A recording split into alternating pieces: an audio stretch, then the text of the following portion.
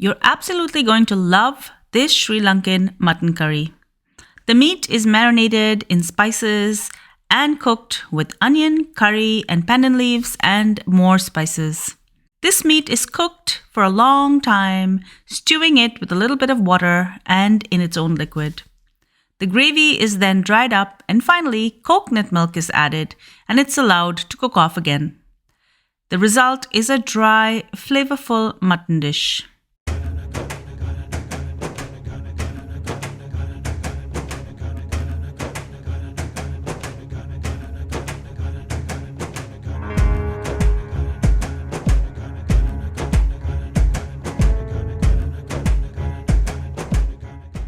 Let's start with the mutton.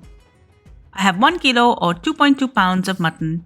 You can also add lamb if you like, which is basically a young sheep. You can also use goat, which is widely available and popular in Sri Lanka. I've cut the pieces of meat very small, certainly smaller than I have in any of my other mutton recipe videos. For the marinade, I'm going to add salt to taste,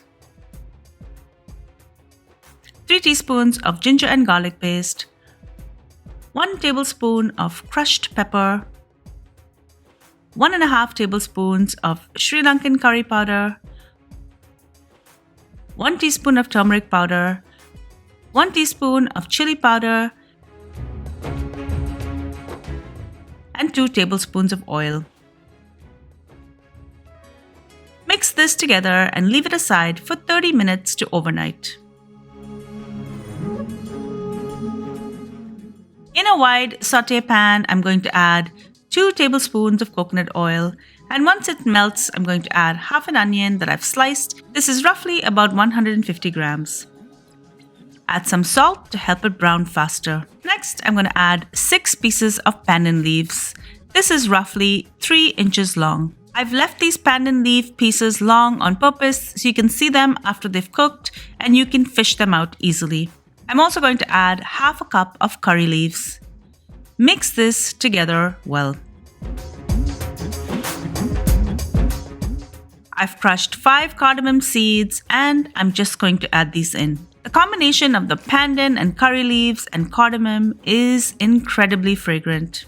Next, I'm going to add 1 teaspoon of crushed fennel seeds and 1 teaspoon of garam masala. Sauté this. Now I'm going to add in all of my marinated mutton and I'm just going to spread it around. I'm going to scrape in all of the excess marinade as well. Add 1 teaspoon of sugar. The sugar is going to help balance the spices.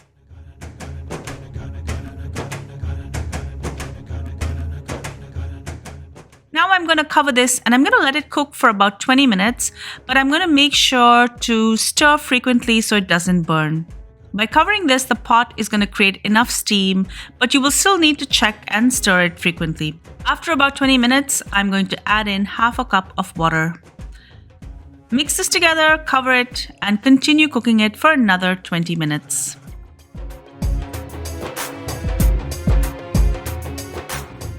Finally, I'm going to add in 200 ml or about half a cup of coconut milk. I'm going to cook this for another 10 minutes until the gravy is quite dry.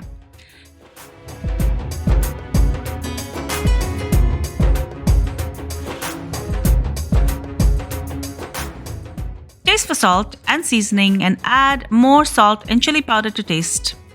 Mix this in and this is ready to serve.